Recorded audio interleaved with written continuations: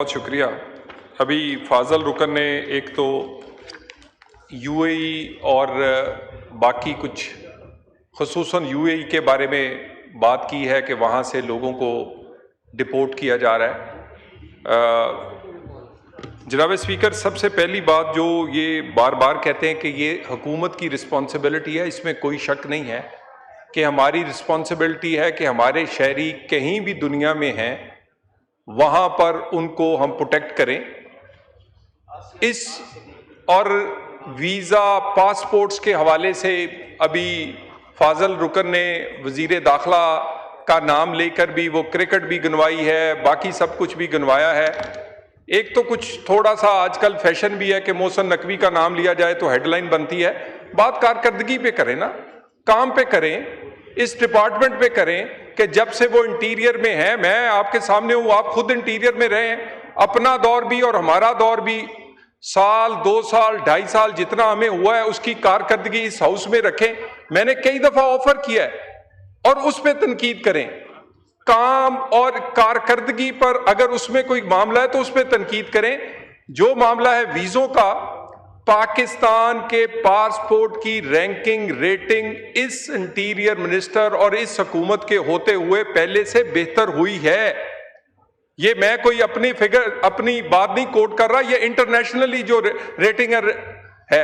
اس کے بعد ہمارے جو ویزاز ہیں اس پہ بہت سارے ممالک کے ساتھ آفیشیل پاسپورٹ پہ، ڈپلومیٹک پاسپورٹ پہ اور بہت سارے ملکوں کے ساتھ پاکستان کے نارمل پاسپورٹ پہ جو ویزاز ہیں وہ ویزا فری انٹری کے ایگریمنٹس اس دور میں ہوئے ہیں، جس میں سے ایک یو اے ای بھی ہے جس میں آفیشیل پاسپورٹ اور ڈپلومیٹک پاسپورٹ پہ پہلے یہ انٹری نہیں تھی لیکن اب دی جاتی۔ اب ہم یہاں پر نہ جانے کیوں خود سے ہی یہ سب کچھ کسی ملک کے اگینسٹ نیریٹو بلڈ کرنے کی کوشش کرتے ہیں کہ کسی فقے پہ، کسی فرقے کی بنیاد پر وہاں سے لوگ ڈیپورٹ ہو رہے ہیں۔ ایسی کوئی بات نہیں ہے۔ حکومت نے بڑی ذمہ داری سے کیٹیگریکلی اسے ڈینائی کیا ہے۔ ہمارے یو اے ای کے ساتھ تعلقات بالکل ٹھیک ہیں اور اس مہینے کی ریمیٹنس میں بھی پاکستان میں سب سے زیادہ کنٹریبیوٹ کرنے والے ہمارے بھائی نمبر 1 پہ سعودیہ سے ہیں اور نمبر 2 پر یو اے ای سے ہیں۔ اتنی بڑی تعداد میں جو کہ 1.7 ملین سے زائد لوگ ہیں وہ لافلی ادھر رہ رہے ہیں، وہ یو اے ای کے لیے بھی کنٹریبیوٹ کر رہے ہیں، وہ پاکستان کے لیے اپنے گھروں کے لیے بھی کنٹریبیوٹ کر رہے ہیں۔ تو میرا خیال ہے بہت جلدی میں نتیجے نہیں نکالنے چاہیے ملکوں کے بارے میں، اس سے آپ کے مستقبل کے تعلقات متاثر ہوتے ہیں۔ میں یہ دوبارہ گزارش کروں گا، ایسی کوئی شکایت ہوگی ہم اس کو بالکل ایڈریس کریں گے۔ ہمارے لیے کوئی بھی پاکستانی وہ کسی بھی مذہب سے، کسی بھی رنگ سے تعلق رکھتا ہے، ایک طرح حکومت ان کو پروٹیکٹ کرتی ہے۔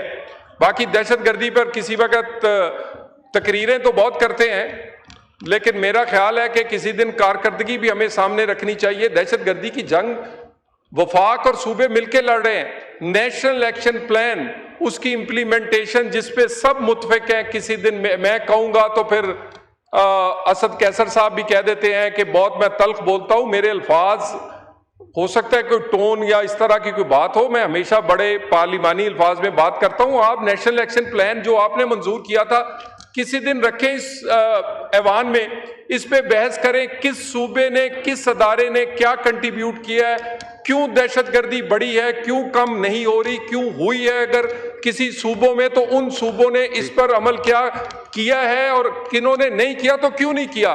تو نیشنل ایکشن پلان جس پہ متفق ہیں، آئیں کس دن بحث کر لیتے ہیں، اس پہ بات کر لیتے ہیں۔ شکریہ جی۔ آسیہ